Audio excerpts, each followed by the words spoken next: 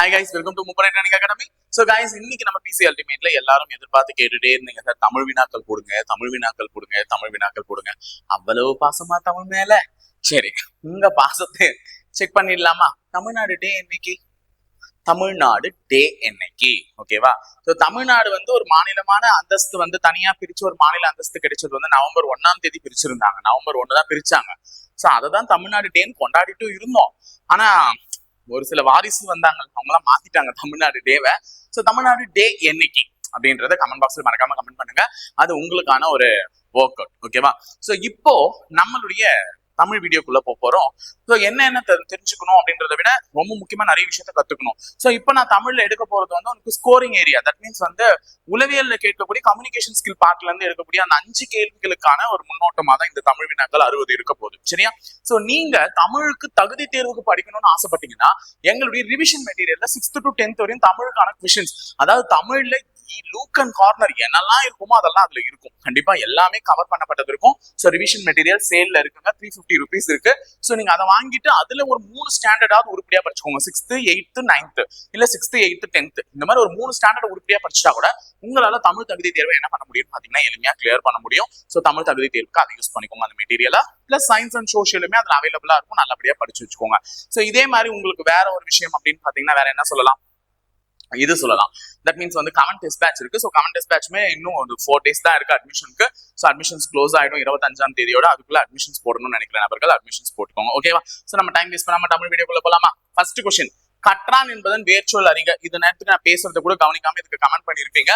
So கற்றான் என்பதனுடைய வேர்ச்சொல் என்னன்னு பாத்தீங்கன்னா கல் அப்படின்னு சொல்லுவாங்க. சோ கற்றான் எந்த ஒரு வினைச்சொல்லுமே ஒரு வேர்ச்சொல் இல்லாம உருவாகாது. இப்போ நடந்தான் அப்படின்னா என்னமா? அவன் நடந்து போனான். அப்ப நடந்து போனான் என்பது என்ன? ஒரு வினை. சோ அவன் செய்த ஒரு வேலை. அப்ப ஒரு செய்யற வேலை என்னன்னு சொல்லுவாங்க? வினைன்னு சொல்லுவாங்க. அப்ப வினைச்சொல் தான். நடந்தான் என்பது வினைச்சொல், படித்தான் என்பது வினைச்சொல். அப்ப எல்லா வினைச்சொல்லுமே ஒரு வேர்ச்சொல் தான் உருவாயிருக்கும். அதாவது ஆன்ற ஒரு வார்த்தையை வச்சுதான், ஒரு வார்த்தையை வச்சுதான் அம்மா, ஆடு, ஆக்கு, ஆடு, அந்த மாதிரி ஒரு வார்த்தையை வச்சுதான் ஒண்ணு உருவாகிருக்கே. அப்போ ஒரு எழுத்தை வச்சுதான் ஒரு வார்த்தையை உருவாகுதுன்னா ஒரு வேர்ச்சொல்லை வச்சுதான் ஒரு வினைச்சொற்கள் என்ன ஆகும் பாத்தீங்கன்னா உருவாகும். அப்ப கற்றான் என்றால் படிக்கிறான், படித்தான் அர்த்தம். சோ அப்ப இதனுடைய வேர்ச்சொல் என்னன்னு பாத்தீங்கன்னா கல். எப்பவுமே வேர்ச்சொல் எப்படி இருக்கும்னா ஏவல் மெத்தட்ல தான் இருக்கும். வேர்ச்சொல் எப்பவுமே எப்படி இருக்கும்? ஏவல், அதாவது கட்டளை போடுற மாதிரி இருக்கும். இப்போ கற்றான் அப்படின்னு சொல்லும் போது அவையார் வந்து சொல்லியிருப்பாங்க இளமையில் கல் அப்படின்னு ஒண்ணு சொல்லியிருப்பாங்க. கவனிச்சிருக்கீங்களா யாராவது? இளமையில் கல் அப்படின்னு சொல்லியிருப்பாங்க. கல் அப்படின்னா இளமையில் கல் குடிக்கணுமா? கிடையாதுங்க. இளமையிலேயே படித்து விடு, இல்லை என்றால் முதுமையில் வருத்தப்படுவா, இதுதான் அவங்க சொல்றது. அப்ப இளமையில் கல் அப்படின்னா அவங்க ஒரு கட்டளை மாதிரி வரும். இளமையில் கல், கல் படி, நட. அப்ப நடந்தான் என்பதன் வேர்ச்சொல் என்ன வரும்? நட. அப்ப இந்த நடன்ற இந்த வேர்ச்சொல்ல இருந்துதான் நடந்தான், நடந்தால், நடக்கிறார்கள், நடப்பான், நடந்தான், இந்த மாதிரி எல்லா வார்த்தைகளும் உருவாகும். அப்ப வேர்ச்சொல்ல இருந்து உருவான வார்த்தை தான் நடந்தான். அப்ப நடந்தான் என்பதன் வேர்ச்சொல் நட.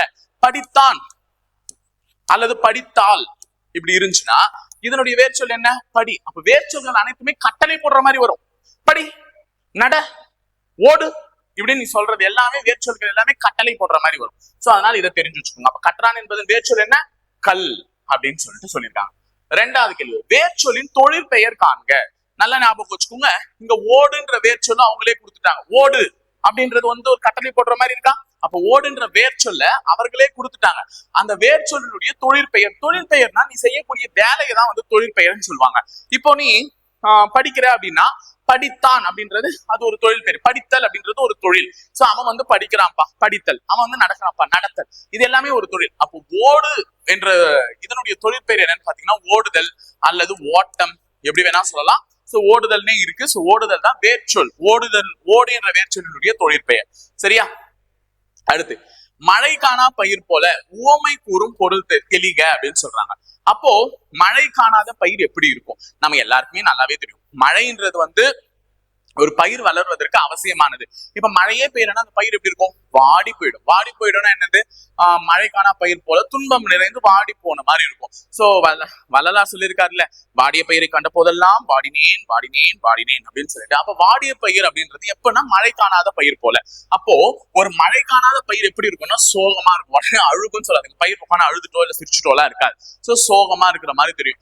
ஏன்னா இப்படி நல்லா வளர்ந்து நிக்க வேண்டிய பயிர் மழை காணாத பயிர் போலனா இப்படி துவண்டு இப்படி சோர்ந்து இருக்கும். ஓகேவா? அப்ப வாடி போயிருக்கும். அப்ப வாடி போயிருக்கிறது தான் காரணம். சோ சோகம். அப்ப மழை காணாத பயிர் போலன்றது சோகம். அப்ப யாராவது ஒருத்தரை நீ பார்க்காம ரொம்ப நாள் இதுவா இருந்ததுன்னா மழை காணாத பயிர் போல இருக்கான் அப்படின்னு சொல்லுவாங்க. அவங்க வந்த உடனே இழிச்சிட்டு போவல. சோ அது அப்புறம். ஆனா அவங்கள பார்க்காத போது எப்படி இருப்பா? மழை காணாத பயிர் போல சோகமா இருப்பேன். சோ அதுதான் சொல்றாங்க சோகம் அப்படின்னு சொல்றாங்க. 4வது விதையாமை. இதனுடைய இலக்கண குறிப்பு கேட்டிருக்காங்க. விதையாமை நல்ல ஞாபகம் வச்சுக்கோங்க. நீங்க போயிட்டு ஒரு வயல்ல நெல்லை விதைக்கிறீங்க, இந்த கோதுமையை விதைக்கிறீங்க அப்படின்னா அந்த விதைத்தல் அப்படின்றது வந்து பாத்தீங்கன்னா ஒரு தொழில். ஆமா தானே? விவசாயி செய்யக்கூடிய ஒரு தொழில். அப்போ விதைத்தல் என்பது தொழில். சோ அது எதை குறிக்கிறது என்றால் இலக்கண குறிப்பில் தொழிற்பெயரை குறிக்கிறது. எதை குறிக்குது? தொழிற்பெயர். அப்ப விதைத்தல் என்பது ஒரு வகையான தொழில், அதனால அது தொழிற்பெயரை குறிக்கிறது. சோ இங்க விதையாமைன்னு சொல்லியிருக்காங்க. அப்ப விதையாமைனா அவன் வயல்ல போய் நெல்ல விதைக்கலப்பா. விதையாமை விதைக்கிறதுன்றது வந்து அவன் செய்யற வேலை. விதையாமைன்றது அவன் எதையுமே செய்யல. அப்ப விதையாமைன்றது அவன் எதையுமே விதைக்கல. அப்ப விதையாமை என்பது அவன் செய்யற அதுவும் ஒரு தொழில் தான். வயலுக்கு போய் அவன் நெல்ல போடலப்பா. அப்ப அதுவும் ஒரு தொழில் பெயர். ஆனால் எப்படிப்பட்ட தொழில் பெயர்? எதிர்மறையான தொழில் பெயர். சரியா? விதைத்தல் என்பது ஒரு நேரடியான தொழில் பெயர். விதையாமை என்பது அவன் செய்யலன்னு சொல்றாங்க. அப்ப எதிர்மறை தொழில் பெயர். அவன் செய்யாத ஒரு வேலையை சொல்றது எதிர்மறை தொழில் பெயர். சரியா? அடுத்த 5வது கேள்வி, மரபு பிழையற்றதை எடுத்து எழுதுக அப்படின்னு சொல்றாங்க. இப்ப எல்லாத்துலயுமே குயில் தான் இருக்கு. குயில் என்ன பண்ணுமா? குயில் கூவும். கூவுகின்ற குயில் போல, ஆடுகின்ற மயில் போல அப்படின்லாம் சொல்லியிருக்காங்கல்ல. அப்ப கூவும் குயில். ஓகேவா? பாடும் குயில்னு சொல்லாதீங்க. குயில் வந்து சசா சரசா அப்படிலாம் பாடலாம் பாடாது. சரியா? பேசாது. கிளிதான் பேசும், குயில் எல்லாம் பேசாது. அப்ப காகம் கரையும் அப்படின்லாம் சொல்லுவாங்கல்ல, மாடு கத்தும் அப்படின்லாம் சொல்லுவாங்க. ஆனா இந்த கூவும் குயில் அப்படின்னு தான் கரெக்ட். அப்ப குயில் வந்து என்ன பண்ணும்? கூவும். இப்ப உங்களுக்கு ஒரு கொஸ்டின் கேட்டு போறேன், யாராவது கரெக்டா பதில் சொல்றீங்களா பார்க்கலாம். ஆந்தை என்ன பண்ணும்? ஆந்தை என்ன பண்ணும்? ஓகேவா? சோ மறக்காம இதனுடைய மரபு பிழை, அந்த மரபு இது வந்து என்னன்னு சொல்லுங்க. ஓகேவா? பிழையோட சொல்லாதுங்க. ஆந்தையினுடைய ஒலி மரபு என்ன, அது கரெக்டா சொல்லுங்க. ஓகேவா? ஆந்தையினுடைய ஒலி மரபு என்ன? 6வது கொஸ்டின், சந்திப்பிழை இல்லாத தொடரை காண்கன்னு சொல்றாங்க. சந்திப்பிழை ரொம்ப ரொம்ப முக்கியமா பார்த்து வச்சுக்கோங்க. ஏன்னா நமக்கு நாளைக்கு கேட்பாங்க. சந்திப்பிழை என்பது என்னன்னா கசட தப்பற. இவங்க யாரு? கசட தப்பற வல்லினம் அப்படின்னு படிச்சிருப்பீங்கல்ல. அந்த கசட தப்பற வல்லினம்ல இக்கு, இச்சு, இட்டு, இத்து, இப்பு, இரு, இதுல இவங்க நான் 2 பேர் எடுத்துருங்க. ஓகேவா? இவங்க 2 பேர் எடுத்துட்டா இவங்க 4 பேரு மிகக்கூடிய இடங்கள் தான் வல்லினம். எந்த இடத்துல மிகும், எந்த இடத்துல மிகாது. சில நேரத்துல போட்டுப்பேன், சில நேரத்துல போடாம விடுவேன். இதை நீ மாத்தி மாத்தி எழுதுனா அதுக்கு பேர் தான் என்னன்னா சந்திப்பிழை. சரியா? அந்த சந்திப்பிழை இல்லாம நம்ம எழுதணும், அதுதான் முக்கியம். சோ சந்திப்பிழை இவங்களை எந்த இடத்துல சேர்த்துக்கணும், எந்த இடத்துல இவங்களை சேர்த்துக்க கூடாது. நிறைய பேர் இதை தப்பு பண்றதுதான் இதுதான் சந்திப்பிழைன்னு சொல்லுவாங்க.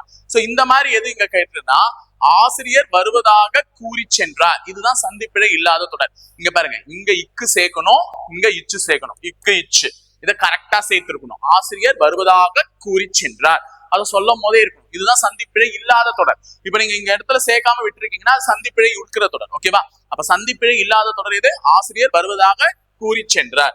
இது வந்து தெரிஞ்சு வச்சுக்கோங்க. இது நிறைய பிராக்டிஸ் எடுத்தா மட்டும்தான் முடியும், சும்மா எல்லாம் முடியாது. ஓகேவா? அடுத்தது இ புக். ஆங்கில சொல்லுக்கு நேரான தமிழ் சொல்லை அறிகன்னு சொல்றாங்க. E book. ஈனாலே எலக்ட்ரானிக்ஸ் புக் தான். ஈனுடைய விரிவாக்கம் என்ன? Electronics book. ஓகேவா? அப்ப எலக்ட்ரானிக்ஸ் என்றாலே மின், மின்னணுவியல்ல மின். அப்ப புக் என்றாலே என்னது? நூல். அப்ப மின் நூல், அதுதான் இ புக்கினுடைய தமிழ் வார்த்தை. சரியா? அப்ப இ புக் என்ற ஆங்கில சொல்லுக்கு நிகரான தமிழ் வேர்டு என்னது? இ மின்னூல். இப்ப மின் இதழ்கள் அப்படின்னு கேட்டாங்கன்னா இ மேகசைன். என்னது? இ மேகசைன். மின் நூலகம் கேட்டாங்கன்னா இ லைப்ரரி. என்னது? இ லைப்ரரி. அப்ப இந்த வார்த்தைகளுக்கு அர்த்தம் தெரிஞ்சுக்கோங்க. அப்ப நாளைக்கு வந்து இதழ்கள்னு போட்டிருப்பாருங்க. புக்குனா இதழ்கள் அப்படின்னா புக்கு லைப்ரரியில இருக்கும் அப்படின்னு சொல்லிட்டு நூலகம் போட்டிருப்பாருங்க. தப்பு. இ புக் என்றாலே என்னது? மின் நூல். சரியா? அது தெரிஞ்சுக்கோங்க. அடுத்து 8வது கேள்வி, ஐ ஓரெழுத்து ஒரு மொழியினுடைய பொருள் தருகன்னு சொல்லிட்டு கேட்கிறாங்க. இதுக்கு நமக்கு டைரக்டர் சங்கரே புரிய வச்சிருப்பாரு. ஐ என்றால் என்ன? ஏ ஐ என்ற என்றால் அவன் தலைவன் என்றால் அப்படின்னு சொல்லியிருப்பாங்கல்ல. சோ அப்ப ஐ என்றால் என்னது? தலைவன். அப்ப ஐ படத்துல அந்த பாட்டிலே சொல்லிட்டாங்க, ஐ என்றால் அவன் தலைவன் என்றால் அப்படின்னு சொல்லிட்டாங்க. சோ ஐ என்பது என்னது? தலைவனை குறிக்கக்கூடிய சொல். சில நேரங்களில் அரசனையும் குறிக்கும், ஏன்னா அரசனுமே அந்த நாட்டினுடைய தலைவன் தானே. ஆனா அரசனை குறிக்கக்கூடிய வேறு ஒரு எழுத்து ஒரு மொழி சிறப்பா இருக்கு. அது என்னன்னு பாத்தீங்கன்னா கோ.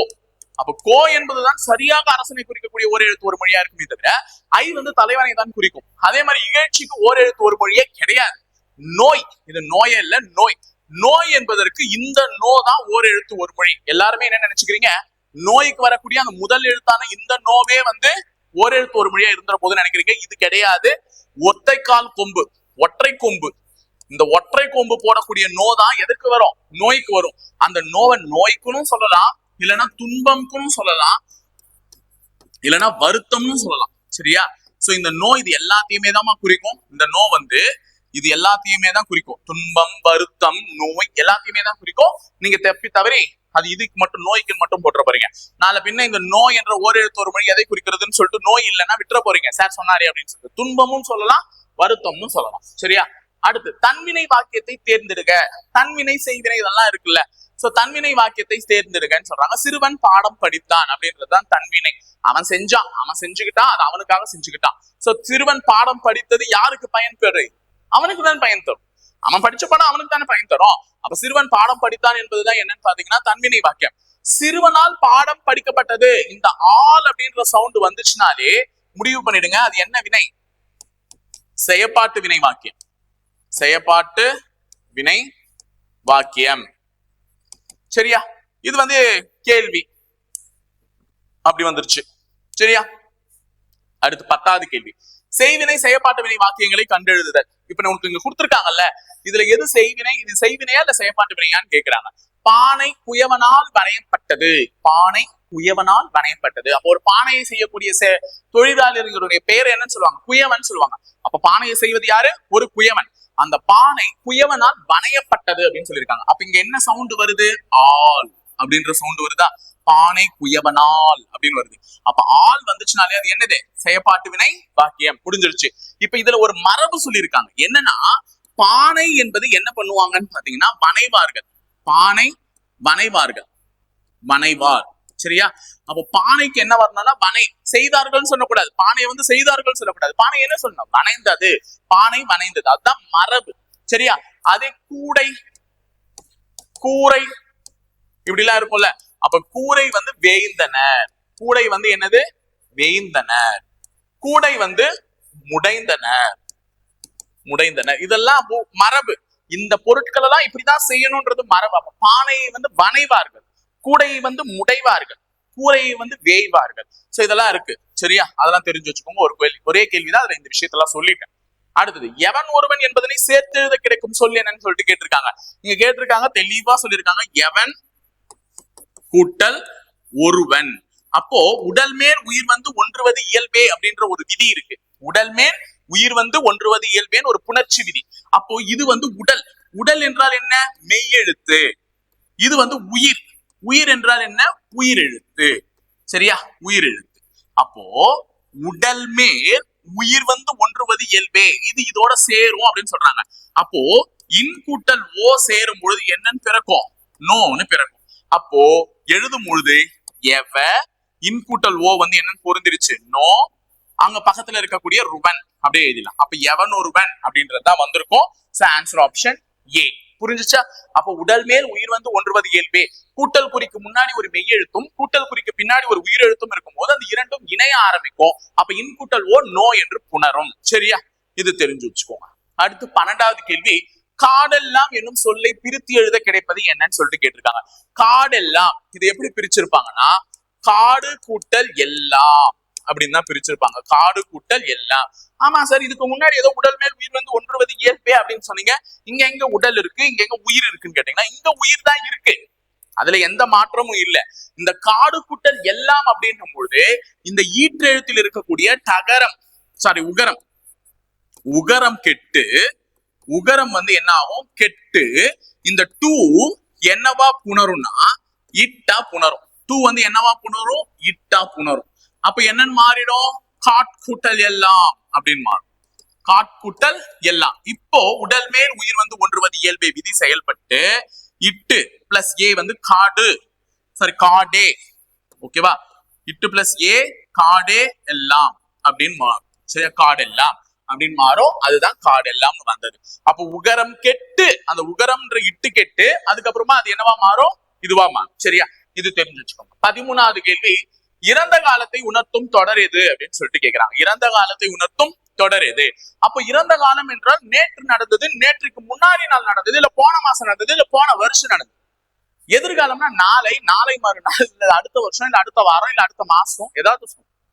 இன்று நடப்பது மட்டும் தான் நிகழ்காலம். அப்ப இவங்க என்ன சொல்லியிருக்காங்க? அமுதன் நாளை வீட்டுக்கு வருவான். அமுதன் நாளைக்கு தான் வீட்டுக்கு வருவான், இன்னைக்கு வரமாட்டான். அப்ப நாளைக்கு வரப்போறவனை பத்தி சொல்லக்கூடியது என்ன காலம்? எதிர்காலம். ஆனா நமக்கு கேட்டிருக்கிறது என்ன காலம்? இறந்த காலம். கண்மணி நேற்று பாடம் படித்தால், கண்மணி நேற்று பாடம் படித்தால், அப்ப நேற்று பாடம் படிக்கப்பட்டது, இதுதான் இறந்த காலம். அப்ப இறந்த காலத்தை உணர்த்தக்கூடிய தொடர்னு கேட்கும் பொழுது கண்மணி நேற்று பாடம் படித்தால் சொல்லிட்டு போலாங்க, சரிதானே? அப்ப மாடுகள் இன்று புல் மேய்கின்றன, இன்று புல்லை மேய்ந்து கொண்டிருக்கின்றன மாடு. அப்ப இது என்ன காலம்? நிகழ்காலம். சிறுதேர்வுகள் நடைபெறுகின்றன, இன்னைக்கு சிறுதேர்வுகள் நடைபெற்றுக் கொண்டிருக்கிறது. அப்ப இதுவுமே என்ன காலம்? நிகழ்காலம். அப்ப இரண்டு நிகழ்காலத்தை உணர்த்தக்கூடிய தொடர், ஒரு எதிர்காலத்தை உணர்த்தக்கூடிய தொடர், ஒரு இறந்த காலத்தை உணர்த்தக்கூடிய தொடர் இருக்கிறது. சரியா?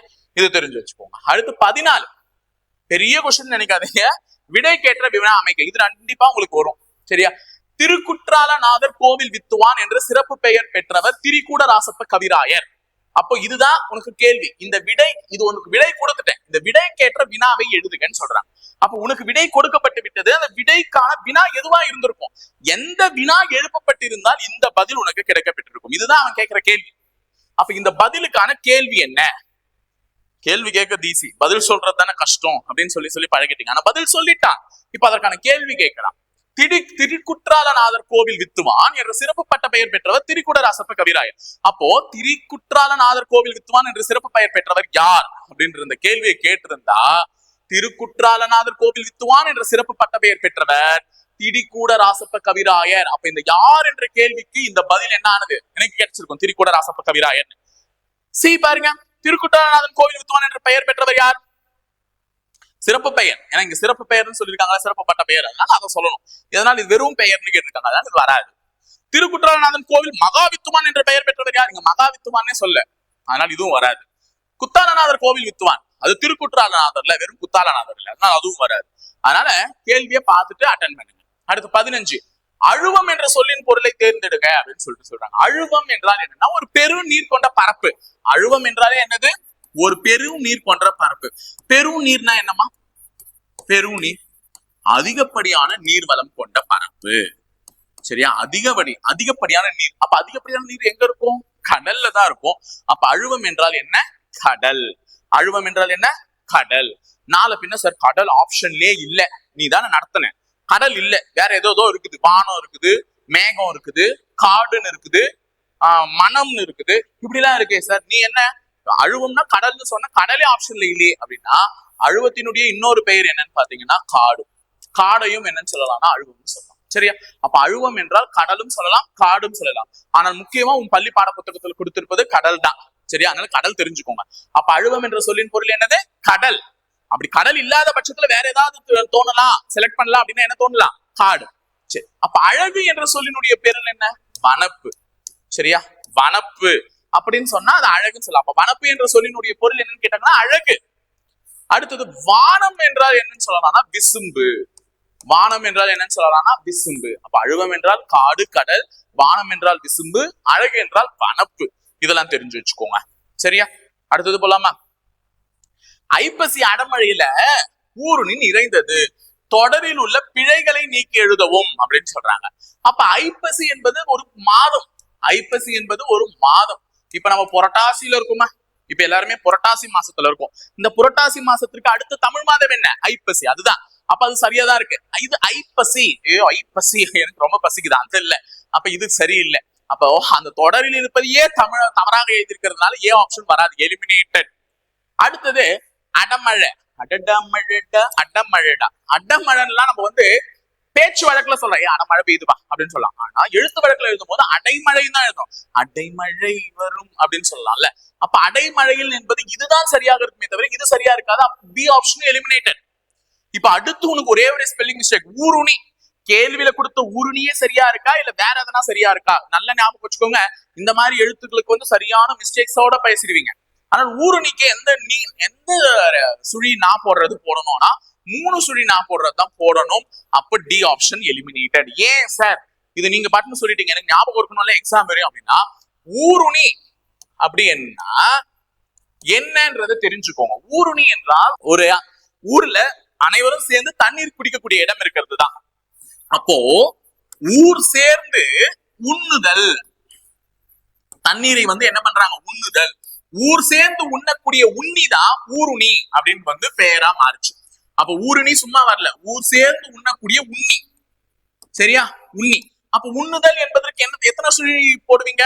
3 சுழி என்ன போடுவீங்க. அப்ப 3 சுழி வரக்கூடிய நீ தான் என்ன வரணும், ஊருணிக்கு வரணும். தெரிஞ்சுக்கிட்டீங்களா? கன்ஃபியூஸ் ஆயிடாதீங்க. அப்போ ஊருணிக்கு எத்தனை சுழி நான் போடணும்னா 2 சுழியா 3 சுழியான்னு கேட்டா 3 சுழி நான் தான் போடணும்.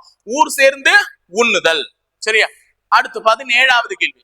பின்வருவனவற்றுள் புறப்பொருளில் இல்லாதது எதுன்னு சொல்லிட்டு கேக்குறாங்க. வீரம், வெற்றி, கொடை, காதல் அப்படின்னு சொல்றாங்க. தமிழ்ல அகப்பொருள் புறப்பொருள்னு இருக்கு. அகப்பொருள் புறப்பொருள் அப்படின்னு சொல்லிட்டு 2 இருக்கு. சோ அகப்பொருள் என்னன்னா என்ன, புறப்பொருள் என்னன்னு சொல்லுங்க. புறப்பொருள் என்றால் வெளியே, அகப்பொருள் என்றால் உள்ளே. ஒரு மனிதன் வெளியே செய்யறது எல்லாமே புறப்பொருள். அப்போ ஒரு வீரம் அடைந்தான், எதிரி நாட்டு மன்னனை வென்று வீரம் அடைந்தான். அப்ப வெளியில செஞ்ச அவனுடைய வீரத்தை வெளியே காட்டியிருக்கான். அப்ப அது வீரம் என்பது புறப்பொருள்ல சேரும். வெற்றி என்பது அவனை வெற்றி கொண்டான் அல்லவா, அப்ப அதுவுமே புறப்பொருள். கொடை என்றால் தானம், கொடை என்றால் தானம் தர்மம் செஞ்சிருக்கான். அப்ப அதுவுமே புறப்பொருள்ல சேரும். அப்ப காதல் சொல்லாத, அவர் மேல் ஆசை இருந்தாலும் மனசுலே வச்சுக்கிட்டு, அவரை பார்த்தாலும் சிரிச்சுக்கிட்டு மனசுக்குள்ளே வச்சுக்கிட்டு, அந்த காதல் என்பது எங்கிருந்து மலரும், வெளியே காட்ட முடியாது. அந்த உணர்ச்சி என்பது 2 மனங்களுக்கு இடையே நடக்கக்கூடிய ஒரு உணர்ச்சி. அப்போ அந்த காதல் என்பது உள்ளே இருக்கக்கூடியது. அப்ப அகப்பொருள் உள்ளே நடக்கக்கூடியது, உள் மனதில் நடக்கக்கூடியது. அப்ப காதல் என்பதுதான் அகப்பொருளுக்கானது, மத்த அனைத்துமே என்னது, புறப்பொருளுக்கானது. அப்ப பின்வருவனவற்றில் எது புறப்பொருளில் இல்லாதது என்றால் காதல். சரியா, அடுத்து 18. அடே, ஓடாதே, நில், நில். அடிக்கோடிட்ட சொல்லின் இலக்கண குறிப்பு. அடிக்கோடிட்டது இதுதான். அப்ப நில் நில் என்ற சொல்லினுடைய இது இலக்கண குறிப்பு என்னன்னு கேட்டிருக்காங்கன்னா அடுக்கு தொடர். டெஃபினட்டா சொல்லிட்டு போயிடலாம். ஏன்னா நில் நில் ஒரே வார்த்தை ஒன்றுக்கு மேற்பட்டு 2 முறையோ அல்லது 3 முறையோ அல்லது 4 முறை கூட வரலாம். நில் நில் நில் நில் அப்படின்னு சொல்லிட்டு 4 முறை கூட வரலாம். இந்த மாதிரி தொடர்ந்து வந்தா அது ஒண்ணு இரட்டை கிளவியா இருக்கணும், இல்ல அடுக்கு தொடரா இருக்கும். சரியா, அப்ப இங்க கொடுத்திருக்கிறது இரட்டை கிளவியா அடுக்கு தொடரான்னு எப்படி கண்டுபிடிப்பீங்கன்னா, கொடுக்கப்பட்ட சொற்களை பிரித்து எழுது. நில் நில் 2 தடவை இருக்கா, இதை நான் பிரிக்கிறேன். நில் அப்படின்னு சொன்னா நில், ஏய் ஓடாதே நில், அங்கே நில் அப்படின்னு சொல்லலாம். அப்ப பொருள் தருது. நான் ஒரு தடவை அந்த வார்த்தையை சொல்லும் போது எனக்கு என்ன தருது, பொருள் தருது. அப்படி பொருள் கொடுத்தா அது என்னது, அடுக்கு தொடர். இதே இந்த இடத்துல சட சட அல்லது பல பல, பல பலன்னு மின்னுது பாருப்பா அப்படின்னு சொல்றாங்க. பல பலன்னு மின்னுதுன்னா ரொம்ப டார்க்கா ஷைன் ஆகுது. இதை நான் பிரிச்சு பாக்குறேன், பல பலன்றதை பிரிக்கிறேன். பல என்ன பல இல்ல, என்ன பலன்னு கேக்குறேன், எனக்கு அதுக்கு அர்த்தமே இல்ல. சோ இந்த மாதிரி என்ன சட பூச்சடைய எதுவுமே இல்ல, அர்த்தமே இல்ல. அர்த்தமே இல்லாதது எதுல வரும், இரட்டை கிளவி. அப்ப ஒரு சொல் 2 அல்லது 3 அல்லது 4 முறை தொடர்ந்து வருமானால் அதை பிரித்தால் பொருள் தந்தால் அடுக்கு தொடர், பிரித்தால் பொருள் தரவில்லை என்றால் அது இரட்டை கிளவி. அவ்வளவுதான். அப்ப இங்க உருவகம் சொல்லியிருக்காங்க. உருவகத்தை பத்தி பின்னாடி வருவோம், நிறைய இருக்கு. உருவகத்துக்கும் ஓமைக்கும் ஒரு வித்தியாசம் இருக்கு, அதை நான் பின்னாடி சொல்றேன். உரி சொல் இங்க பாருங்க, சால, உரு, தவ, நனி, கூர், இந்த மாதிரி வார்த்தைகள்லாம் வந்துச்சுன்னா, ஒரு பெயர் சொல்லுக்கோ அல்லது வினை சொல்லுக்கோ முன்னாடி இந்த மாதிரி வார்த்தைகள் வந்துச்சுன்னா அது உரிச்சொற்றொடர்னு போட்டுருங்க. புரியுதா? சால சிறந்தது, உருதவம், நனி, கூர், முனை, இந்த மாதிரி எல்லாம் ஒரு பெயர் சொல்லுக்கு முன்னாடி இந்த வார்த்தைகள் சால, உரு, தவ, நனி, கூர் இதெல்லாம் வந்துச்சுன்னா அது உரிச்சொல். புரியுதா? அது மட்டும் இல்லாம இந்த அனைத்து சொற்களும் ஒரே வார்த்தையை தான் குறிக்குது. அது என்னன்னா மிகுதி. அப்போ சால, உரு, தவ, நனி இதெல்லாம் எதை குறிக்குதுன்னு கேட்டாங்கன்னா மிகுதி, மிகுதியான அதிகப்படியா இருக்கிறத குறிக்குது. அப்ப மிகுதின்றத சொல்லிங்க. அப்ப இது எல்லாமே எதுக்கு சேர்ந்தது, உரிச்சொல்லை சேர்ந்தது. சோ உரிச்சொற்று. சரியா, அடுத்து 19வது கேள்வி. உண்மை என்பதனுடைய எதிர்ச்சொல் என்னன்னு கேக்குறாங்க. உண்மை, போலீஸ் டிபார்ட்மெண்ட் போற பின்னாடி என்ன எழுதி இருக்கும், லஞ்சம் தவிர எழுதி இருக்கும்ல, வாய்மையே வெல்லும். ஓகேவா? அப்ப உண்மை என்பதனுடைய சொல் வந்து வாய்மை. ஆனா நமக்கு இங்க என்ன கேட்டிருக்காங்க, எதிர்ச்சொல் கேட்டிருக்காங்க. அதை முதல்ல தெரிஞ்சுக்கோங்க. உடனே உண்மை என்றால் வாய்மை அப்படின்னு சொல்லிட்டு எங்கேயோ ஒண்ணு பார்த்து எழுதிடுறது. அது சொல்லும் பொருளும்லதான் உண்மைக்கானது வாய்மைன்னு சொல்லுவாங்க. இப்ப இங்க என்ன எதிர்ச்சொல்னா பொய்மை. அப்ப உண்மை என்பதனுடைய எதிர்ச்சொல் என்ன, பொய்மை. சரியா, அது தெரிஞ்சுக்கோங்க. அடுத்தது 60 கேள்வி இருக்குமா? பாருங்க, தமிழ் கேட்டுட்டே இருக்கீங்க, எப்பனாதான் போட முடியுது, அதனால 60 கேள்வி போட்டேன். சரியா, வலசை என்னும் தமிழ் சொல்லுக்கு பொருந்தும் ஆங்கில சொல் என்னன்னு சொல்லிட்டு கேட்கிறாங்க. வலசை என்றால் பறவைகள் தான் என்ன போகும்னு கேட்பாங்க. பறவைகள் எங்கு செல்லும், வலசை போதல். பறவைகள் பறந்து செல்வதை என்னன்னு சொல்லுவாங்க, வலசை போதல். சக்தி முக்த புலவர் சொல்லியிருப்பார், நாராய் நாராய் சென்னாய் செங்கல் நாராய் அப்படின்னு சொல்லியிருப்பார். அவர் என்ன சொல்லும் போது பறவைகள் எங்கு போவதாக சொல்லியிருப்பார், வலசை போவதாக சொல்லியிருப்பார். வலசை என்றால் ஒரு இடத்தை விட்டு இன்னொரு இடத்துக்கு இடம்பெயர்தல். அப்ப வலசை என்ற சொல்லினுடைய பொருள் என்னன்னு கேட்டாங்கன்னா இடம்பெயர்தல். இதுவும் தெரிஞ்சு வச்சுக்கோங்க. வலசை என்ற சொல்லினுடைய பொருள் என்ன, இடம்பெயர்தல், ஒரு இடத்தில் இருந்து இன்னொரு இடத்திற்கு செல்லுதல். அப்ப அது இங்கிலீஷ்ல என்னன்னு சொல்லுவாங்கன்னா மைக்ரேஷன். மைக்ரேஷன். இப்ப இந்தியாவில இருந்துகிட்டு அமெரிக்காக்கு வேலைக்கு போறது இல்ல, ஜப்பானுக்கு வேலைக்கு போறது இல்ல, கனடாக்கு வேலைக்கு போறது, அதெல்லாம் என்ன migration. Indian peoples are getting migrated. அவங்க எல்லாம் மைக்ரேட், ஒரு இடத்துல இருந்து இன்னொரு இடத்துக்கு போறாங்க. அப்ப மைக்ரேஷன் என்பது இடம்பெயர்தலை குறிக்கிறது. கிளைமேட் என்றால் வானிலை, காலநிலை, வானிலை அப்படின்னு சொல்லுங்க. குறிஞ்சி, இது வந்து ரொம்ப முக்கியம். இந்த 5 நிலங்கள், அந்த 5 நிலங்களுக்கு உண்டான தொழில்கள், கடவுள் பெயர்கள், அந்த 5 நிலத்தில் வாழக்கூடிய மக்கள், இதெல்லாம் தெரிஞ்சு வச்சுக்கோங்க. வரலாற்றிலையும் படிச்சிருப்பீங்க, தெரிஞ்சும் வச்சுக்கோங்க. குறிஞ்சி என்றால் 5 நிலங்களில் முதன்மையான நிலம் எந்த பகுதியை சார்ந்தது, மலையும் மலைவாழ் இடங்களை சார்ந்தது. மலையும் மலை சார்ந்த இடத்தையும் தான் குறிஞ்சின்னு சொல்லுவாங்க. அப்ப முல்லை என்ன சொல்லுவாங்க, காடும் காடு சார்ந்த இடமும். மருதத்தை என்னன்னு சொல்லுவாங்க, வயலும் வயல் சார்ந்த இடமும். நெய்தல் என்னன்னு சொல்லுவாங்க, கடலும் கடல் சார்ந்த இடமும். பாளையம் மணலும் மணல் சார்ந்த இடமும் சொல்லுவாங்க. அப்போ குறிஞ்சி என்பது மலையா, அப்ப மலை என்பது மலையில் செய்யக்கூடிய தொழில் என்னவா இருக்கும்னா கிழங்கு அகழ்தல். குறிஞ்சி நிகரத்துல கிழங்கு அகழ்தல், இல்லைன்னா வேட்டையாடுவாங்க. வேட்டையாடுவாங்க, மலையில் வசிப்பவர்கள் வேட்டையாடுவார்கள், கிழங்கு அகழ்வார்கள், தேன் எடுப்பாங்க. இதெல்லாம் தான் தொழிலா இருக்கும். அப்ப கிழங்கு அகழ்தல், நான் எக்ஸ்ட்ரா எழுதுறேன், நாளைக்கு வேற எதனா கேட்க போறாங்க. வேட்டையாடுதல் இல்ல தேன் எடுத்தல், இதெல்லாம் இருக்கும். அடுத்து முல்லை நில மக்கள் வந்து காடுகளில் வசிப்பார்கள். சரியா, அவங்க என்ன பண்ணுவாங்க, வரகு விதைத்தல், திணை திணை வரகு போன்ற இதெல்லாம் விதைப்பாங்க. இல்லையா, வேற என்ன செய்யலாம், ஆணிரை மேய்த்தல் அவர்களுடைய முக்கிய தொழில். ஆணிரை, இந்த கால்நடைகள்லாம் இருக்கும்ல, சோ ஆணிரை மேய்த்தல் அவர்களுடைய முக்கிய தொழில். அப்ப அது இருக்கலாம். அப்போ இதுக்கு 2-4 வரும்போது இதுதான் ஆப்ஷன் முடிவு பண்ணிட்டேன். மருதம் வந்து நெல்லறிதல். மருதம் என்றாலே வயல். வயல்ல என்னவா போடுவீங்க, நெல்லு இதெல்லாம் தான் போட்டு இது பண்ணுவீங்க. அடுத்து நெய்தல்னா உப்பு விட்டுறது, ஏன்னா கடலும் கடல் சார்ந்த இடமும் சொல்லிட்டாங்க. அப்போ 1, 3. சரியா, முடிஞ்சுச்சா, எழுதி வச்சுக்கோங்க இந்த எக்ஸ்ட்ரா தொழில்கள். 22 பிரித்து எழுதுக. தீந்தேன் அப்படின்னு ஒண்ணு எல்லாருமே தீமை கூட்டல் தேன்னு போட்டு சீன் சிரிக்கிறது தப்பு. தீந்தேன் என்றால் தீமையான தேனா, தீமை தரக்கூடிய தேன் என்றால் என்ன, விஷத்திற்கு சமம். எங்கேயாவது தேன் வந்து தீமை தருமா? அப்ப எதுக்கு குடிக்கிறோம், தேனை குடிக்காம விட்டுற வேண்டியதானே. அண்ணே ஒரு கிரீன் டீ, அண்ணே ஒரு பிளாக் டீ, வித்தணி. என்ன வித்தணி, அதான் தீமை தரக்கூடிய தேன்னு சொல்றியா, அப்புறம் எதுக்கு வித்தணி, வித்தால விக்காதா நீனு, அதெல்லாம் கிடையாது. தீந்தேன் என்பதை பிரிக்கும் பொழுது என்ன கிடைக்கும் தெரிஞ்சுக்கோ. நாளை பின்ன தீந்தமிழ்னு கூட சொல்லலாம். தீந்தமிழ், தீந்தமிழ் அப்படின்னு சொல்லும் போது உடனே தீமை கூட்டல் தமிழ்னு போடுவியா? அப்ப தமிழ் மொழி என்ன தீமையான தமிழா? தப்பு. அப்ப தீந்தேன் தீந்தமிழ் என்ற வார்த்தைகளை பிரிக்கும் பொழுது என்ன கிடைக்கும்னா தீம் கூட்டல் தேன், தீம் கூட்டல் தமிழ்னு கிடைக்கும். சரியா, இதை பிரிச்சுனா என்னன்னு கிடைக்கும், தீம் கூட்டல் தமிழ். என்ன சார் சொல்றீங்க, அங்க இந்த இருக்கு இங்க இம் இருக்கு. ஆமாமா, அந்த இம் என்ற இது வந்து கெட்டும். அந்த இம் என்ற மெய்யெழுத்து வந்து கெட்டுதான் இந்து அப்படின்னு மாறுது. சரியா, இது ஒரு புணர்ச்சி விதி. அந்த புணர்ச்சி விதி அது ஒரு போலீஸ் குரூப் அப்படின்ற மாதிரி தான் இப்படி படிச்சுட்டு இருப்பேன். ஏன்னா உனக்கு புணர்ச்சி விதியில இந்த நேரத்துல சொல்லி அதை உன் மண்டக்குள்ள இறக்கி வேண்டாம். அப்போ இது ஒரு புணர்ச்சி விதினா இது ஒரு போலீஸ் குரூப் அப்படின்னு நினைச்சுக்கோங்க. இம், இங்க இருக்கக்கூடிய இம் என்ற மகரம் அது வந்து கெட்டு அது என்னவா மாறுது, இந்து அப்படின்றது கெடு. புணர்ச்சி இதுல தோன்றல் புணர்ச்சி, கெடுதல் புணர்ச்சி, திரிதல் புணர்ச்சி நடக்கும். அதுல இந்த இது வந்து கெட்டு போய் தான் அது இந்த திரிந்து மாறுது. அப்ப தீந்தேன்னு மாறுது. அப்ப இந்த தீம் என்றால் என்ன அர்த்தம்னா இனிமைன்னு அர்த்தம் அல்லது நன்மைன்னு அர்த்தம். ரெண்டுத்துல எது வேணா சொல்லலாம். அப்போ இந்த தீம் என்ற ஒரு சொல்லிற்கான பொருள் என்ன, இனிமை அல்லது நன்மை. அப்ப இனிமையான தமிழ், நன்மையான தேன் அப்படின்னு சொல்லலாம். அதனாலதான் தீந்தேன் என்பதை பிரிக்கும் போது என்ன கிடைக்கும், தீம் கூட்டல் தேன்.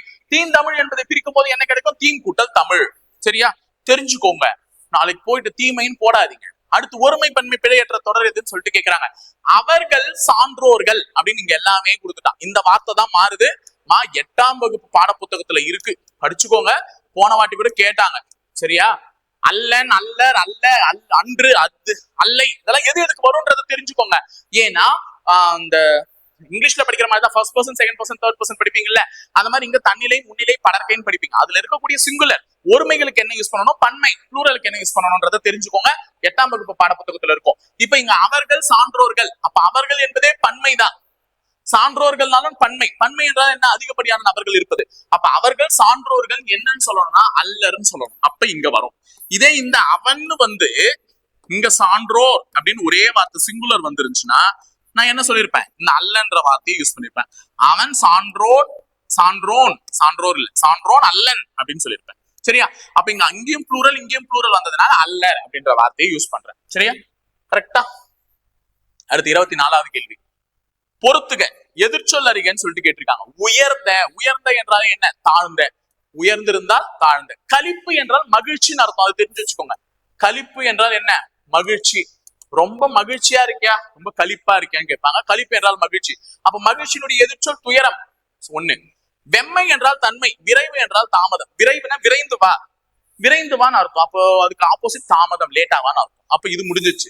இதை மட்டும் நான் சொல்லிடுறேன். பல பேரு, நான் ஒரு முறை எங்க எக்ஸாம்ல இது சும்மா வச்ச ஆப்ஷன், வெம்மை என்பதன் எதிர்ச்சொல் எழுதுகன்னு சொல்லிட்டு ஏ ஆப்ஷன் கருமை, பி ஆப்ஷன் நன்மை, சி ஆப்ஷன் தன்மை, டி ஆப்ஷன் எருமை அப்படின்னு நான் சும்மா வைக்கிறேன். அங்க நான் அது வைக்கல, வேற ஏதாவது வச்சேன். இப்படி வச்சிருந்தேன்னா எல்லாரும் என்ன தெரியுமா சொன்னாங்க? கருமை, கருமைன்னு சூஸ் பண்ணாங்க. ஏமா?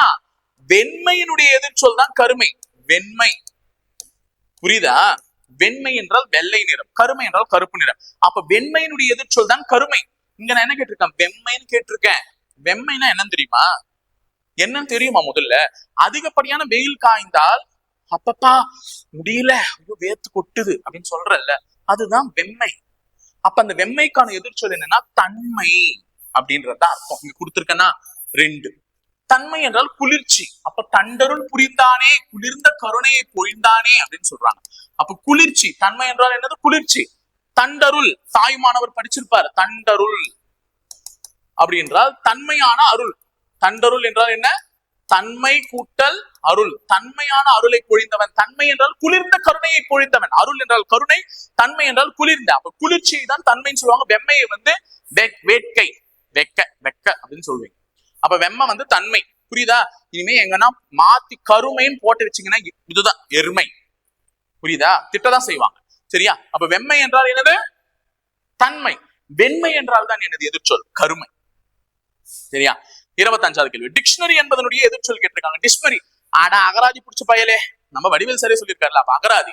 டிக்ஷனரி என்பதன் எதிர்ச்சொல் என்ன? அகராதி. டிக்ஷனரியில் போய் நீ தேடினா அர்த்தம் கிடைக்கும், பொருள் கிடைக்கும், உணர்வாய். ஆனால் டிக்ஷனரி என்பதனுடைய தமிழ் சொல் என்ன? அகராதி. புரியுதா? அடுத்து 26. மறை, மறை. ஒலி வேறுபாடு அறிந்து சரியான பொருளை தேர்ந்தெடுங்க. இந்த மாதிரி ஒலி வேறுபாடு கேட்பாங்க. மறை என்றால் என்ன? மறை என்றால் என்ன? இதுக்கு 2 அர்த்தம் இருக்கு. இந்த மறை என்றால் மான் சொல்லலாம் ஃபர்ஸ்ட், இல்லனா தாமரை, இதையும் சொல்லலாம். ஆனா மான் வந்து ஃபர்ஸ்ட் பிரெஃபரன்ஸ் வச்சுக்கோங்க. இந்த மறை என்றால் நூல் அல்லது வேதம், என்ன வேணா சொல்லலாம். சரியா? அப்ப மறை என்றால் மான், நூல். மறைத்தல் கூட சொல்லலாம், ஆனா இங்க மான் நூல் தான் சொல்லியிருக்கோம். அடுத்தது நிற்றல் என்ற தொழில் பெயரின் வேர்ச்சொல். இப்ப மறுபடியும் அங்கதான் கதைக்கு வரும். நிற்றல். நிற்றல்னா என்ன? நில்லுன்னு அர்த்தம்.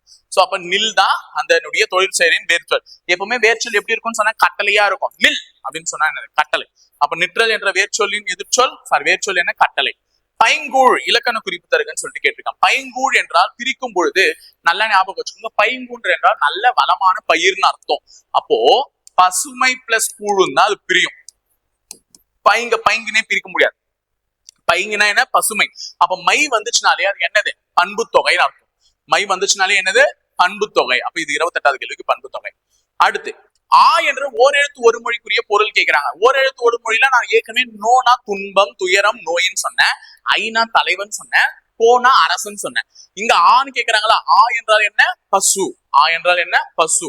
அது மட்டும் இல்லாம செல்வம். மாடு என்றால் என்ன? இது வந்து ஏற்கனவே இருக்கும். மாடு என்ற சொல்லினுடைய பொருள் வந்து செல்வம்னு சொல்லலாம். சரியா? தெரிஞ்சு வச்சுக்கோங்க. உங்க ஸ்கூல் புக்ல தான் இருக்கும். ஓகே. அடுத்தது 30வது கேள்வி, அகர வரிசைப்படி வாக்கியத்தை தேர்க. இதுதான் ரொம்ப ரொம்ப தமிழ்ல யாருக்குமே ஏபிசி கூட தெரிஞ்சது, தமிழ்ல தெரிஞ்சு தொலைய மாட்டேங்குது. மெய்யெழுத்து எழுதுறேன், கத்துக்கோங்க. மெய்யெழுத்து மொத்தம் எத்தனைமா? 18. இந்த மெய்யெழுத்த மொத்தம் 3ஆ உடைக்கிறேன். 1 2 3 4 5 6. 3ஆ உடைச்சா 6 6ஆ உடைக்கலாமா? 18 3ஆல அடி 6 6ஆ அடிக்கலாம். சரியா? அப்ப இது எழுதுறத மட்டும் பாருங்க. முதல்ல வல்லினம் எழுதுறேன். வல்லினம்னா என்ன? கசட தப்புறேன். 1 விட்டு 1 எழுதுங்க. கா சா ட த ப. 3வது வரிசை, இது முதல் வரிசை, இது 2வது வரிசை, இது 3வது வரிசை. 3வது வரிசையில இந்த 5வது இடத்துல ரா போட்டுக்கணும். சரியா? கசட தபர. எழுதுறதுக்கு சொல்றேன், நாளைக்கு டக்குன்னு எழுதி படிச்சுக்கலாம். கசட தபர. அடுத்தது மெல்லினம் எழுதுறேன். மெல்லினம் என்ன? ஞ நம்ம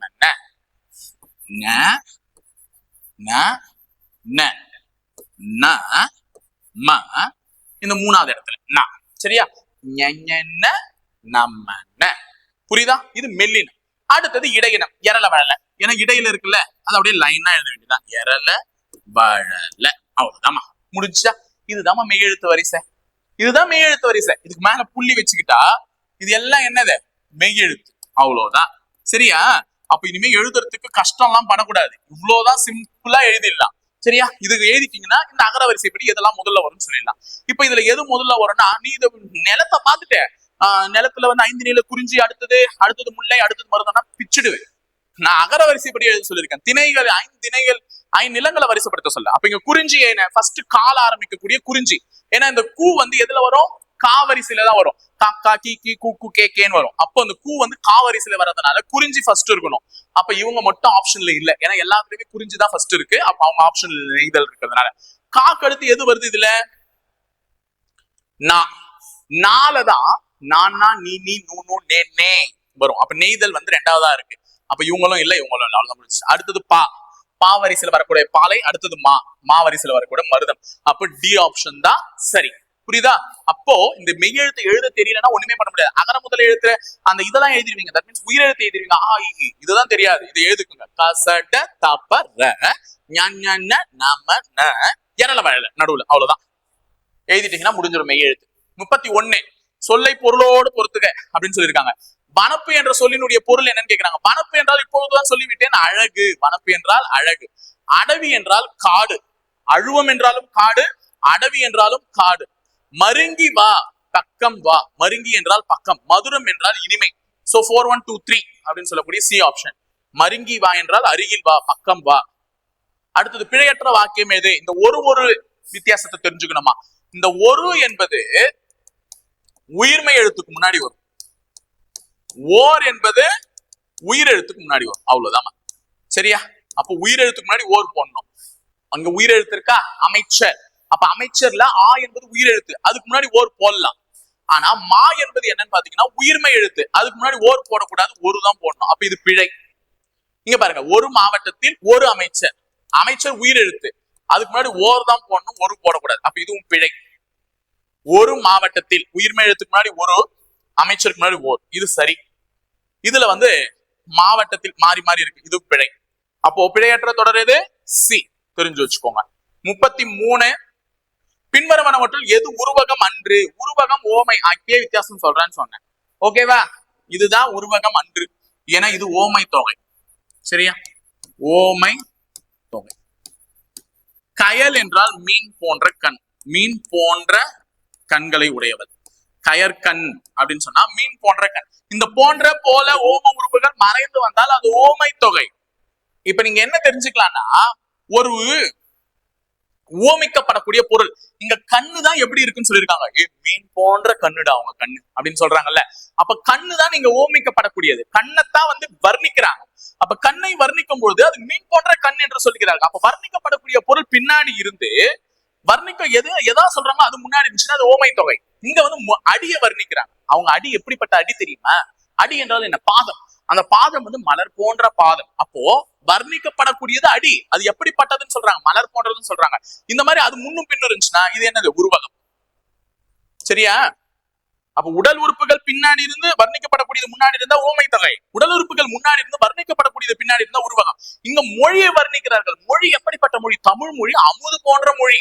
அப்ப தமிழ் மொழியை தான் வர்ணிக்கிறாங்க, அது அமுது போன்றது, அப்ப அதுவும் உருவகம். தமிழ் வந்து தேன் போன்றது, அப்ப அதுவும் உருவகம், அப்ப உருவகம் இதெல்லாம். சரியா? 34 தமிழ் எண்களை கூட்டுக.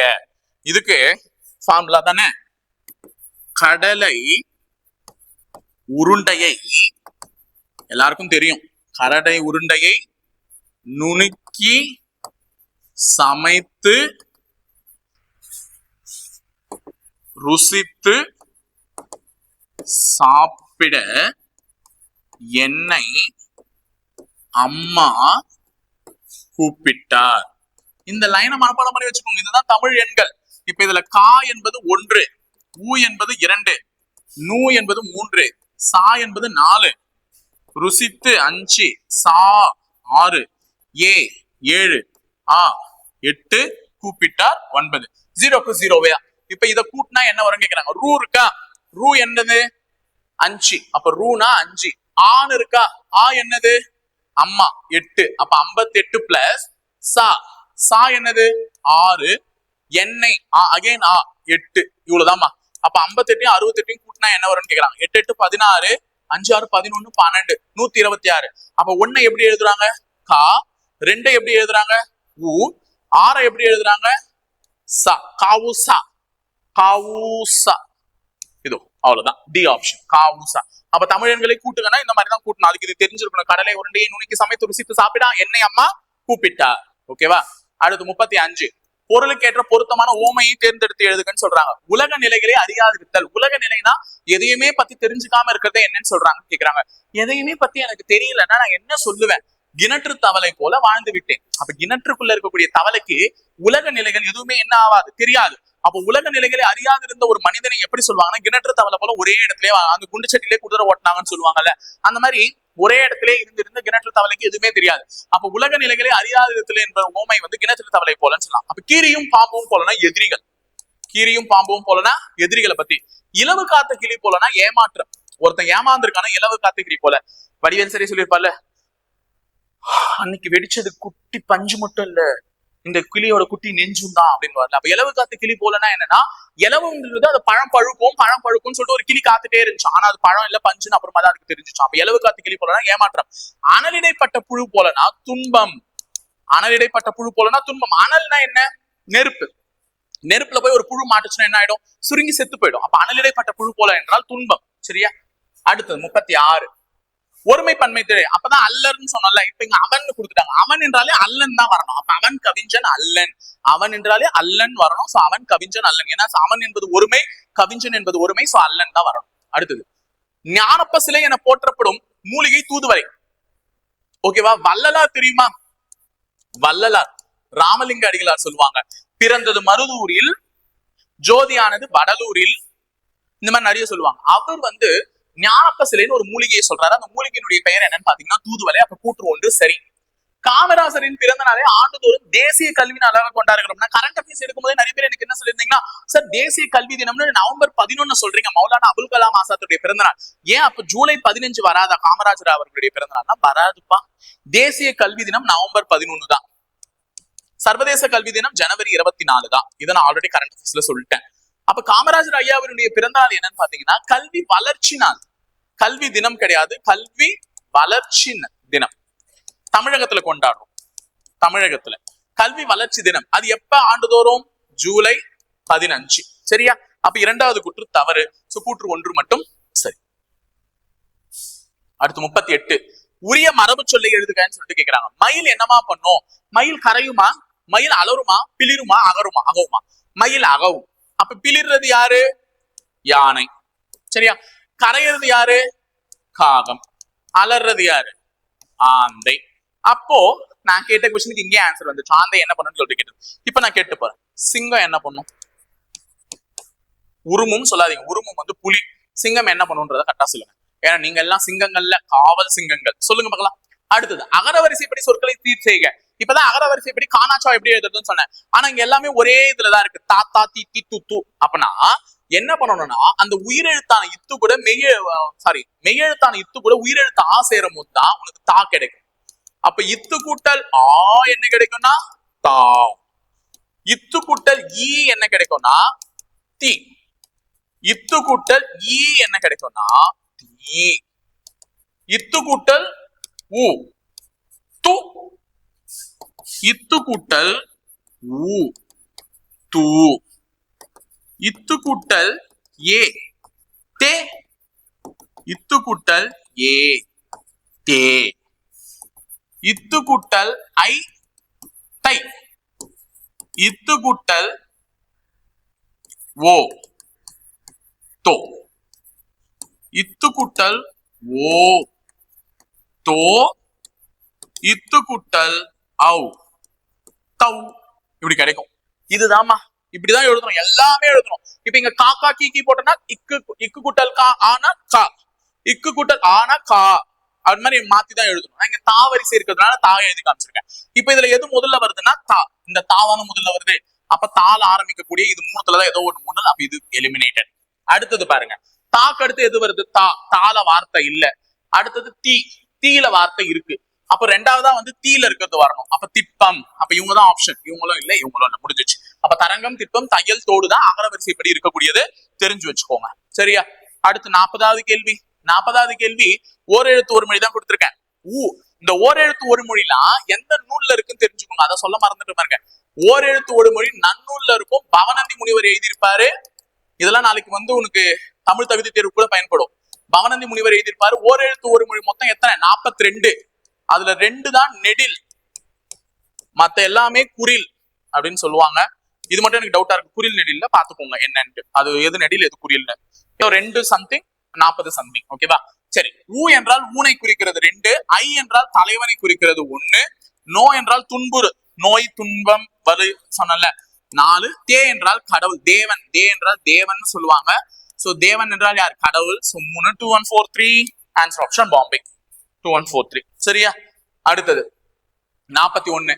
சந்திப்பிழையற்ற தொடர் எதுன்னு சொல்லிட்டு கேட்டிருக்காங்க. அகைன் கயிற்று கட்டிலில், கயிற்று இக்கு வந்திருக்கா, கட்டிலில் தன்னை மறந்து உறங்கினான். சோ இந்த இரும் இக்கோ வந்திருக்கணும். கயிற்று கட்டிலில் தன்னை மறந்து உறங்கினான். 42. வழுவு சொல்லற்ற, இது ரொம்ப கேட்பாங்க. இந்த சுவற்றில்னு எழுதக்கூடாதுமா, தப்பு. சுவற்றில்னே எழுதக்கூடாது, சுவரில் தான் எழுதணும். அப்ப வலப்பக்க சுவரில் எழுதாதே, வலது பக்கம் கூட சொல்ல மாட்டாங்க, வலப்பக்க சுவரில் எழுதாதே என்பதுதான் சரி. சரியா? இது ஒரு இடப்பக்க சுவரில் எழுதாதேன்னு கேட்பாங்க திடீர்னு, அது மட்டும் பாத்துக்கோங்க. அடுத்தது குழந்தையை அடித்தது யார்? எவ்வகை வாக்கியம்? குழந்தையை அடித்தது யாருன்னு கேட்டீங்க, இங்க கேள்விக்குறி இருக்கா? அப்ப என்ன வாக்கியம்? வினா வாக்கியம். குழந்தையை அடி அப்படின்னு நான் சொல்றேன்னா அது கட்டளை வாக்கியம். கட்டளை போடுறதுல குழந்தையை அடி, குழந்தையை அடித்து விட்டு சென்றார்கள் அப்படின்னு சொன்னா அது செய்தி வாக்கியம். ஏன்னா அது ஒரு இன்ஃபர்மேஷன் சொல்றது. உணர்ச்சி வாக்கியம், ஐயோ குழந்தையை அடித்து விட்டார்களே அப்படின்னு சொன்னா அது உணர்ச்சி வாக்கியம். ஒரே டைலாக் தான் மாத்தி மாத்தி எப்படி எல்லாம் சொன்னா எப்படி எல்லாம் வருது பாருங்க. அடுத்து 44. நம் நாட்டுக்கொடி தலைமை ஆசிரியரால் ஏற்றப்பட்டது எவ்வகை வாக்கியம்? தலைமை ஆசிரியரால். நான் சொல்லிட்டேன்னா ஏற்கனவே ஆல் அப்படின்ற சவுண்ட் வந்துச்சுனாலே அது என்ன வாக்கியம்? செயற்பாட்டு வினை வாக்கியம். நம் நாட்டுக்கொடி தலைமை ஆசிரியரால் ஏற்றப்பட்டது. அடுத்து வயலில் ஆடுகள் மேய்ந்தில அப்படின்னு சொல்றாங்க. வயலில் ஆடுகள் மேய்ந்தில, வயல்ல போய் ஆடு அப்படின்னா டான்ஸ் ஆடக்கூடாது. வயலில் ஆடுகள் மேய்ந்தில, அங்க வந்து வயல்ல ஆடு இருக்கு ஆனா மேயல அப்படின்னு சொல்றாங்க. மேய்ந்தில என்றால் மேயவில்லைன்னு அர்த்தம். மேயவில்லை அப்படின்னா மேய்ந்தது என்றால் அது ஒரு தொழில், அது செஞ்சது. ஆனா மேயவில்லை என்றால் எதிர்மறை வாக்கியம். அப்ப எதிர்மறை, நெகட்டிவா சொல்றாங்க. அடுத்து பொறுத்துக, பட்டியல் ஒன்றை பட்டியல் இரண்டுடன் பொறுத்துக்கன்னு சொல்லிட்டாங்க. அப்போ முதல்ல வினா எத்தனை வகைப்படும் கேள்வி கேட்டாங்கன்னா 6 வகைப்படும். விடை எத்தனை வகைப்படும் கேள்வி கேட்டாங்கன்னா 8 வகைப்படும். கேள்வி கம்மி தான் ஆனா பதில் அதிகம். அப்ப வினா 6 வகைப்படும், விடை 8 வகைப்படும். இங்க அறிவினான்னு ஒண்ணு கேட்கிறாங்க. அறிவினா என்றால் தெரிந்து கொண்டே கேட்பது அறிவினா. இப்ப எனக்கு இந்த விஷயத்துக்கு பதில் தெரியும், நான் இப்ப கேட்கிற அறிவினா என்ன அப்படின்னு கேட்டா எனக்கு தெரிஞ்சுக்கிட்டே உங்ககிட்ட கேட்கறேன்ல, அப்ப அது அறிவினா. எனக்கு இப்ப அறிவினானா என்னன்னு தெரியாது, தெரியாம உங்ககிட்ட கேட்கறேன் அப்படின்னா அது அறியாவினா. புரியுதா? அப்ப அறிவினாக்கும் அறியாவினாக்கும் வித்தியாசம் தெரிஞ்சுக்கோ. தெரிஞ்சுக்கிட்டே கேட்கறது அறிவினா, தெரியாம ஒரு விஷயத்த கேட்கறது அறியாவினா. இப்ப இங்க அறிவினாக்கு எது பொருத்தலாம் அப்படின்னு பாத்தீங்கன்னா, இதன் பொருள் யாது என ஆசிரியர் மாணவரிடம் கேட்பது. ஆசிரியருக்கு அது ஏற்கனவே தெரியும், ஏன்னா அவன் தான் பாடம் எடுக்க வந்திருக்கான். அப்ப ஆசிரியருக்கு ஏற்கனவே தெரிந்த ஒரு விஷயத்த மாணவரிடத்தில் கேட்பது என்ன? அறிவினா, அவருக்கு தெரிந்து கொண்டே கேட்பது. அப்ப அறிவினாக்கு பொருத்தமானது 4. அடுத்தது உருவது கூறல். உருவது கூறல்னு ஒண்ணு இருக்கும். உருவது என்றால் எனக்கு என்ன நடக்குதோ, இப்ப எனக்கு வந்து ஏன் இன்னைக்கு ரொம்ப டல்லா இருக்கீங்க, வலிக்குது, காலே வலிக்குது அப்படின்னு எனக்கு நடந்த ஒரு விஷயத்த உங்ககிட்ட நான் கூறுகிறேன் என்றால் எனக்கு இதுதான் உறுத்துது. உறுத்துறத நான் உனக்கு சொல்றேன்னா அது உருவது கூறல்னு சொல்றாங்க. அப்ப உருவது கூறல் என்பது இதனை உண்டாயா எனில் வயிறு வலிக்கும் என்பதுதான் உருவது குறள். சாப்பிட்டியா? வயிறே வலிக்குதுடா மச்சான், சாப்பிடலடா, பசிக்குதுடா, ஆனா வயிறே வலிக்குதுடா அப்படின்னு சொல்றல. அப்ப இது ரெண்டு உருவது குறள். நான் உன்னை சாப்பிட்டியான்னு கேக்குறேன், ஆனா அது உனக்கு என்ன பண்ணுதோ அதை நீ சொல்றல. வயிறு வலிக்குது, காலைல பிசிக்கல் போனியா, இல்லடா கால் வலிக்குதுடா அப்படின்னு சொல்றல. அப்ப அது உருவது குறள். ஏவல் விடை, இதனை செய்வாயா எனில் நீயே செய். ஏவல் என்றால் கட்டளையிடுதல். இது மட்டும் செய்யறியா, நீயே செஞ்சுக்குவா அப்படின்னு சொல்றல. அப்ப ஏவல் விடை என்பது இதனை செய்வாயா என்றால் நீயே செய். மறைவிடை என்பது வருவாயா எனில் வாரேன் அப்படி சொல்றது வந்து மறைவிடை. அவ்வளவுதான். 4 3 1 2 அடுத்தது 47. மரபு தொடர்கேற்ற பொருளை தீர்க்க. இளங்கோவின் குடும்பத்தினர் வாழையடி வாழையாக வேளாண்மை தொழில் செய்தார்கள். இதுதான் இங்க அண்டர்லைன் பண்ணிருக்காங்க, சரியா பாத்துக்கோங்க. இளங்கோவின் குடும்பத்தினர் வாழையடி வாழையாக வேளாண்மை தொழில் செய்து வருகின்றனர். அப்ப இளங்கோவனுடைய குடும்பம் எப்படி இருக்கா? வாழையடி வாழையாக பரம்பரையா என்ன தொழில் செய்யறாங்க? அக்ரிகல்ச்சர், வேளாண்மை தொழில், விவசாயம் பாக்குறாங்க. அப்ப வாழையடி வாழையாக என்ற மரபு பொருளுக்கு ஏற்ற ஒரு பொருள் என்னன்னா பரம்பரையாக அர்த்தம். சரியா? அடுத்து 48. எதிர்ச்சொல்லை எடுத்து எழுதுங்க. எளிது என்றால் என்ன? எளிதுனா எளிமையா முடியக்கூடிய ஒரு விஷயம். அப்ப எளிமையா ஒரு விஷயம் முடியுதுன்னா கஷ்டமா? பிசி எக்ஸாம் எளிமையா கிளியர் பண்ண வேண்டிய விஷயமா? படிக்கணும், காம்படிஷன் ஏறி. அப்ப அரிது, எளிது என்ற பொருளினுடைய எதிர்ச்சொல் என்ன? அரிது. அடுத்து 49. அகைன் அகரவரிசை படி கேட்டிருக்காங்க. நான் ஆல்ரெடி சொல்லிட்டேன். இதுல பாருங்க, சோலை, சுரும்பு, சாந்தம், சைலம். அப்போ சாக்கு அடுத்து என்ன வரும்? சா. அப்போ சாதான் இங்க வந்திருக்கு. அப்ப சால ஆரம்பிக்கிறது தான் ஃபர்ஸ்ட் இருக்கணும். சால ஒரே வார்த்தை தான் ஆரம்பிக்கிறது, சாந்தம். அப்ப சாந்தம், சுரும்பு, சைலம், சோலை தான் இருந்திருக்கும். முடிஞ்சிச்சு. அடுத்து விடைக்கேற்ற வினாவை தேர்ந்தெடுக்க. பூங்கொடி தன் தோழியுடன் திங்கட்கிழமை காலையில் பேருந்தில் ஏறி பள்ளிக்கு சென்றாள். பூங்கொடி தன் தோழியுடன் திங்கட்கிழமை காலையில் பேருந்தில் ஏறி பள்ளிக்கு சென்றாள். எவ்வளவு விஷயத்த சொல்லியிருக்காங்க பாரு. பூங்கொடி எப்படிலாம் போனாலாம் ஸ்கூலுக்கு? அவ ஃப்ரெண்டோட போயிருக்கா, காலையில போயிருக்கா, திங்கட்கிழமை போயிருக்கா, பேருந்துல போயிருக்கா. இவ்வளவு விஷயத்த சொல்றாங்க. இப்ப ஃபர்ஸ்ட் கொஸ்டின் பாருங்க. பூங்கொடி பள்ளிக்கு யாருடன் சென்றால்? நான் வந்து கேட்கறேன், திடீர்னு அவங்க அம்மா அப்பா யாராவது திடீர்னு ஓடி வந்து பூங்கொடி யார் கூட போனா ஸ்கூலுக்கு? அவங்க ஃப்ரெண்டோட போனா. சிம்பிளா முடிஞ்சிடும். அப்போ யாருடன் என்ற கேள்விக்கு பேருந்தில் தன் தோழியுடன் போனால் மட்டும் சொன்னா போதும், அதுவே முடிஞ்சிடும். இந்த திங்கட்கிழமை காலையில சொல்ல வேண்டிய அவசியம் இல்லை. அப்ப இது இந்த கேள்விக்கான விடையா வராது. சாரி, இந்த விடைக்கான கேள்வியா வராது. பூங்கொடி பள்ளிக்கு எப்படி சென்றாள்?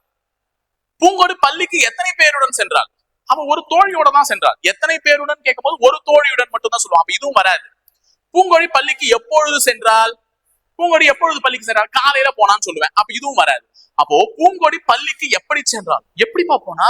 காலையில போனா, திங்கட்கிழமை போனா, பேருந்துல போனா, தோழியோட போனா. அப்ப எப்படின்ற ஒரு கேள்விக்கு தான் இத்தனை பதில்களையும் என்னால கொடுக்க முடியும். அப்ப ஆன்சர் ஆப்ஷன் என்ன? பாம்பே. 51. பறவை இச்சொல்லிற்குரிய பொருளை கண்டறிந்து எழுதுக. பறவை என்றால் என்னன்னா பறக்கிற பறவைன்னு சொல்லாதீங்க, அது இந்த பறவை. இந்த பறவை தான் உயிர் வகை, ஒரு உயிர் வகை, பறக்கின்ற பறவை. இந்த பறவையை புல்லினங்கால்னு சொல்லலாம். அப்ப புல் என்றால் தாவரமும் இருக்கு, பறவையும் குறிக்கும். பறக்கின்ற பறவைமா, அதனாலதான் இந்த பறவை. அப்ப இந்த பறவை என்ன சொல்லுதுன்னா பறவை முனியமா கிடையாது, கடல். ஓகேவா? கடல். அப்ப இந்த பறவை குறிக்கக்கூடியது என்னது? கடல். அப்ப இங்க தெரிஞ்சுக்கோங்க. இன்னொன்னு சொல்றேன், கீப். மலை வந்து வெறுப்பு. மலை வந்து என்னன்னு சொல்லலாம்? வெறுப்புன்னு சொல்லலாம். சரியா? வார்த்தை. 52. இலக்கண குறிப்பறிதல். சால சிறந்தது தொடரின் வகையை கண்டிருக்க. சால என்றாலே நான் என்ன வரணும்னு சொல்லிட்டு இப்பதான் கிளாஸ்ல சொல்லியிருக்கோம். சால, உரு, தவ, நனி, கூர் அப்படிலாம் வந்துச்சுனாலே, கழி அப்படிலாம் வந்துச்சுனாலே அது உரிச்சொல் தொடர். அவ்வளவுதான், முடிஞ்சிச்சு, உரிச்சொல் தொடர். 53. நீங்க வேற டைம் ஆயிடுச்சு, பசிக்குது எல்லாருக்கும் நினைக்கிறேன். ஓமையால் விளக்கப்பெறும் பொருத்தமான பொருளை தேர்ந்தெடுத்து எழுதுக. பசுமரத்தாணி போல. இவ்வளவு நேரம் நான் கிளாஸ் நடந்துட்டு இருக்கேனே, உனக்கு எதனா மனசுல பதிஞ்சுச்சா? ஆமா சார், நீங்க நடத்தி எனக்கு புரியாம இருக்குமா அப்படின்னு சொல்லிட்டு ஒரு சில பேர் கேக்குறீங்க. நீ எல்லாம் நடத்தி யாரா கவனிப்பா அப்படின்னு ஒரு சில கேங் கிளம்பி வரீங்க. ஆனா நான் இப்ப ஒண்ணு சொல்லிடுறேன், நான் நடத்துவது ஒரு சில பேருக்கு பசுமரத்தாணி போல பதிகிறது என்றால் என்ன அர்த்தம்? பசுமரத்தாணி போல அவர்களுக்கு எளிதில் மனதில் பதிதல். அப்ப எளிதில் மனதில் பதியக்கூடிய வகையில நான் கிளாஸ் எடுக்கிறேன் ஒரு சில பேருக்கு. அப்ப எளிதில் மனதில் பதிதலை என்ன சொல்லுவாங்க? பசுமரத்தாணி போல சொல்லுவாங்க. சரியா? பயனற்ற செயல். இதுக்கு என்ன சொல்றானா, விரலுக்கு இழைத்த நீர் போல. விரலுக்கு இறைத்த நீர் போல அப்படின்னு சொல்லலாம். இது வேஸ்ட். ஓகேவா? அப்படின்னு சொல்லலாம். இதுக்கெல்லாம் இருக்குமா? ஸ்கூல் புக்ல போய் பாருங்க.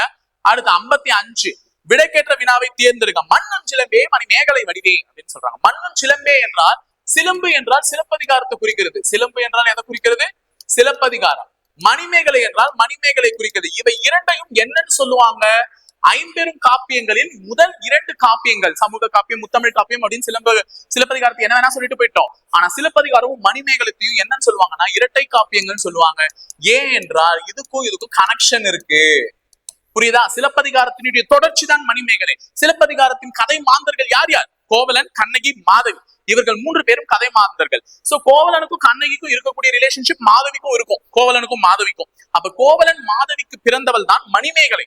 அந்த மணிமேகலை என்ற நூலை தான் சீத்தலை சாத்தனார் தொடர்ந்து எழுதியிருப்பார். இளங்கோவடிகள் இதை எழுதி முடிச்சிட்டு இருப்பார் சிலப்பதிகாரத்தை தொடர்ந்து சீத்தலை சாத்தனாரால் அது எழுதப்பட்டிருக்கும், மணிமேகலை எழுதப்பட்டிருக்கும். சோ மணிமேகலையுடைய கதை மாந்தர் வந்து யாருன்னா மணிமேகலை வச்சுதான் தொடங்கும். அந்த மணிமேகலை யார் என்றால் கோவலன் மாதவிக்கு பிறந்தவள். ஓகேவா? அப்ப இதுக்கும் கனெக்ஷன் இருக்கு.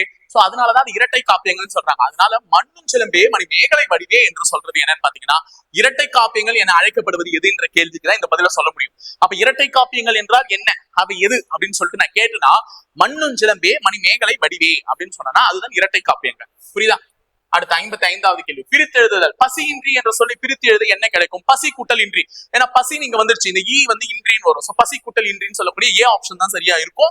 சோ பாத்துப்பீங்க கண்டிப்பா, ஏன்னா உங்களுக்கு இப்ப பசியோட இருக்கீங்கல்ல, அதனால சீக்கிரமா முடிக்கிறேன். வினா வகையை கண்டறி. பாடலை பாடுவது கமலாவா விமலாவா? நான் ஏற்கனவே சொல்லிட்டேன், வினா எத்தனை வகைப்படும்? 6 வகைப்படும். விடைதான் எத்தனை வகைப்படும்? 8 வகைப்படும் சொல்லியிருந்தேன். சோ இதுல ஐய வினாவா, கொலல் வினாவா, ஏவல் வினாவா, அரியா வினாவா? நிறைய பேர் அரியா வினான்னு சூஸ் பண்ணிடுவீங்க. சொல்லிடுறேன், பாடலை பாடுவது கமலாவா விமலாவான்னு கேட்கறாங்க. பாடலை பாடுவது யார் அப்படின்னு கேட்டா அரியா வினா. ஏன்னா எனக்கு யார் பாடுறாங்கன்னே தெரியல. இந்த வெளியே யாரோ ஒருத்தர் விசிலேஷன் பாட்டு பாடிட்டு போயிட்டு இருப்பாரு, நான் படிச்சா தாங்க மாட்டேன், நான் இது பண்ணிட்டேன். அப்போ அந்த பாடலை பாடுவது யார் அப்படின்னு நான் கேட்கிறேன், எனக்கு தெரியல, யாரும் தெரியல. அப்ப யாரும் தெரியாத நான் கேட்டேன்னா அது அரியா வினா.